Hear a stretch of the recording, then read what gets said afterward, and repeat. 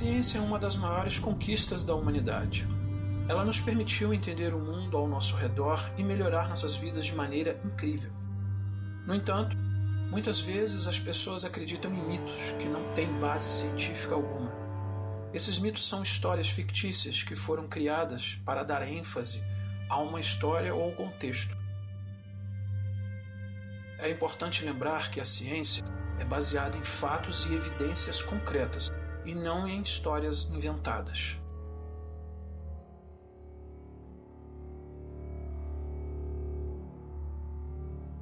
Os mitos são histórias que foram criadas para explicar o mundo ao nosso redor. Eles são uma forma de transmitir conhecimento e cultura de geração em geração. O problema é que qualquer pessoa pode criar um mito. Em resumo, para se criar um mito é preciso escolher um pequeno trecho de um determinado conceito e escrever em linguagem simples e direta. É importante evitar frases longas, cheias de floreios e descrições detalhadas. Além disso, é preciso apresentar tudo como fato e não incluir sua opinião. Bom, agora vamos saber um pouco mais sobre alguns mitos da ciência? Mas antes, não se esqueça de deixar um like ou um dislike, comentar e compartilhar com seus amigos. Esse é um pequeno gesto para você, mas é de extrema importância para nós do canal.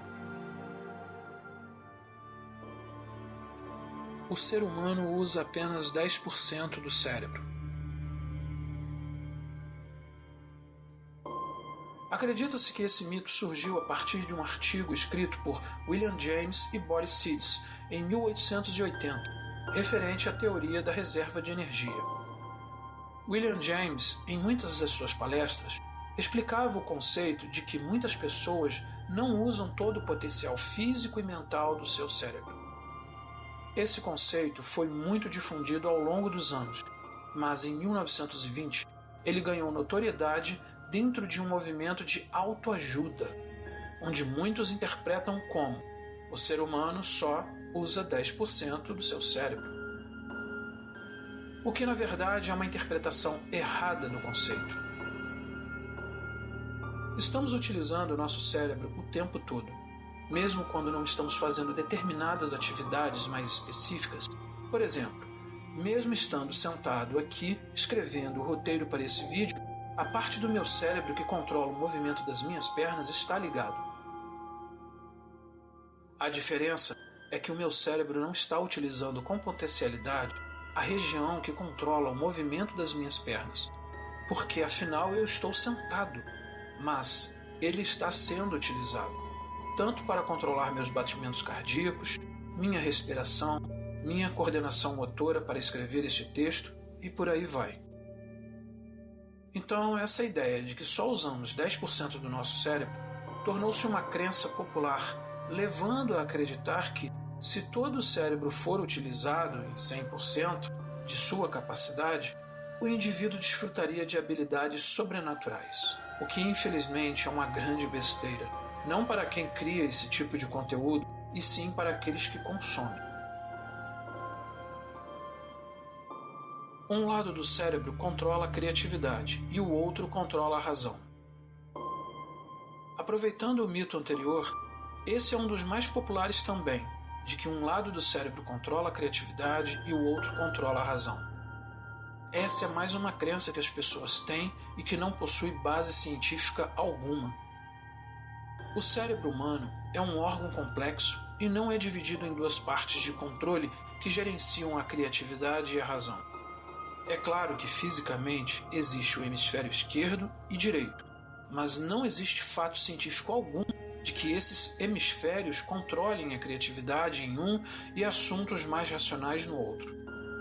O cérebro é um órgão que tem uma capacidade de adaptação incrível, de forma que durante toda a vida do indivíduo, várias regiões dele estão sendo acionadas quando se aprende algo, quando vê, ouve, fala e etc.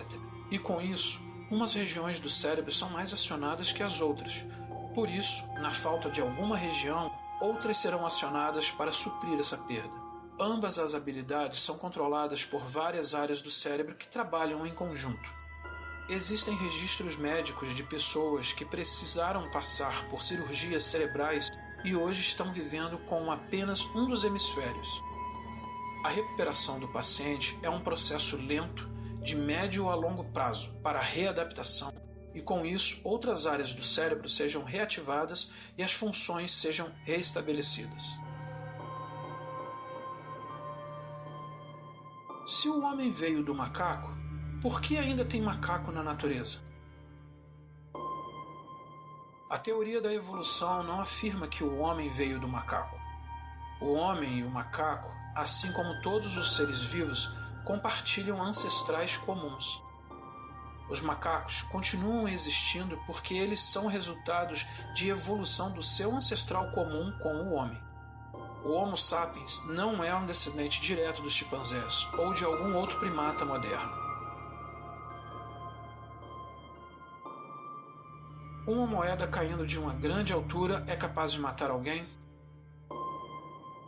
Existe essa ideia por conta do fato de que se alguém lançasse a moeda muito alto, ela iria cair cada vez mais rápido, até que quando atingisse a cabeça de uma pessoa, a moeda a mataria, igual a uma bala de uma arma. O que não é verdade, pois a moeda não tem massa suficiente para atingir uma velocidade tão grande que possa causar esse tipo de dano.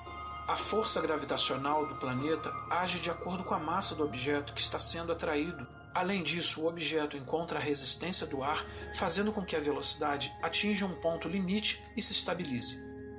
O que pode ocorrer é no máximo um hematoma seguido de dor, mas não mais que isso. Se uma pessoa for jogada no vácuo do espaço, ela explode? Absolutamente não. O nosso sangue não entraria em ebulição porque possuímos uma pele e um corpo que protege muito bem o nosso sangue e órgãos, no caso de mudanças de pressão ou temperatura, para se pensar em uma ebulição sanguínea.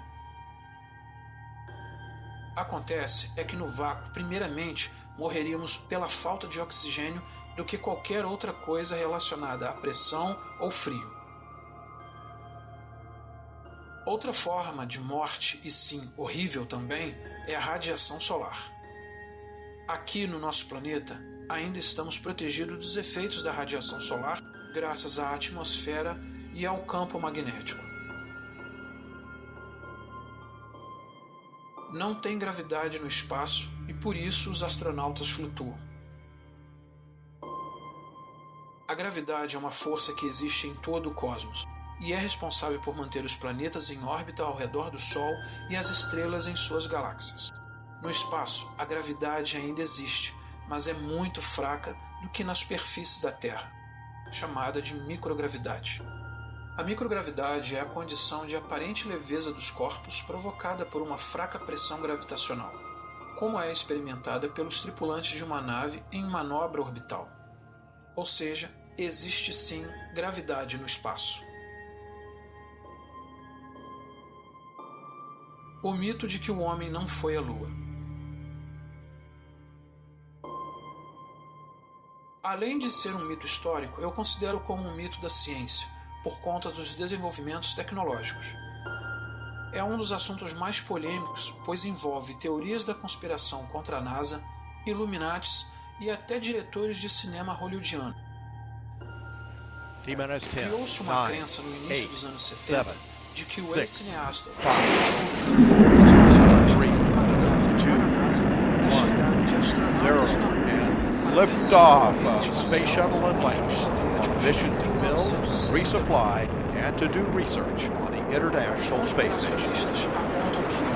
Houston now controlling. Atlantis begins its penultimate journey to shore off the International Space Station. Atlantis now in the proper alignment for its 8.5-minute ride to orbit. 4.5 million pounds of hardware and humans taking aim on the filmagens e que seria uma grande farsa governamental. O problema é que esses conspiradores jamais imaginaram, ou quem sabe jamais conseguirão imaginar, o quão seria difícil pagar para todos os funcionários da NASA, além de empresas terceirizadas, imprensa, não só dos Estados Unidos, mas do mundo todo, além dos cinegrafistas, atores, produtores de cinema e toda a equipe técnica do filme, para manter segredo durante tantos anos essa suposta farsa que os conspiracionistas apontam. Quantos bilhões de dólares, podendo chegar a trilhões de dólares, a NASA e o governo dos Estados Unidos pagariam para comprar essa farsa diante de todo esse cenário? Somente essa pergunta já deveria colocar em xeque-mate toda e qualquer outra conspiração de que o homem não pisou na Lua em 1969. Outro problema que os conspiracionistas não contam são os materiais trazidos da Lua para estudos aqui na Terra, não só pelos cientistas e pesquisadores da NASA, mas para os cientistas e pesquisadores do mundo todo, que teriam acesso a esses materiais, inclusive os soviéticos. Todos eles também fariam parte dessa conspiração? Se isso fosse uma farsa, os soviéticos iriam admitir essa derrota para os seus maiores inimigos, os norte-americanos? Como os norte-americanos conseguiriam fazer com que seus inimigos admitissem essa derrota, se o próprio programa espacial soviético estava muito mais promissor na época? Inclusive, os soviéticos monitoraram boa parte do processo do programa espacial americano Apollo. Sinais de rádio que poderiam ser captados não só pelos soviéticos, mas pelos chineses e japoneses, ou seja, no mundo todo. E todos confirmaram. Será que os chineses fariam parte desse acordo com o maior país capitalista do mundo só para enganar a população? Os conspiracionistas dizem que Stanley Kubrick colocou de forma secreta pedidos de desculpas em determinadas cenas do filme O Iluminado por ele ter participado dessa conspiração. Existem muitos outros fatos que fazem com que esses mitos e conspirações de que o homem não chegou à Lua em 69 caísse de vez por terra e minasse todo e qualquer outro mito a respeito do assunto, mas os conspiracionistas, infelizmente, não admitem.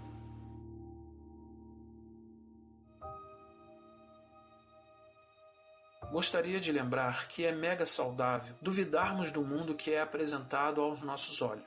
Duvidar daquilo que está ao nosso redor. Você deve sim questionar e procurar saber se aquilo que se apresenta diante de você faz sentido, se aquilo responde à sua dúvida. Pesquise, não só por uma fonte, mas por várias fontes. Essa é a mesma engrenagem que move a ciência, criando um ceticismo saudável.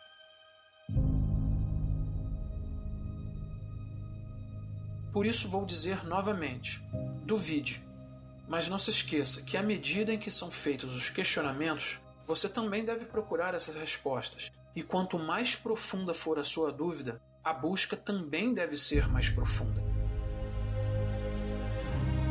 Agora, se não tem como acessar, não tem como ir adiante com a sua dúvida, seja qual for a limitação, por falta de informações, dados, tecnologia, seja o que for, pense e reflita se essas questões não serão, a partir de agora, irrelevantes para esse momento e até mesmo, o que é pior, espalhá-las apenas por mero prazer e diversão de ver outras pessoas preocupadas apenas por estar concordando com suas dúvidas. Questione, mas busque. Fazer ciência não é buscar a verdade, mas é estar menos errado até aquele momento.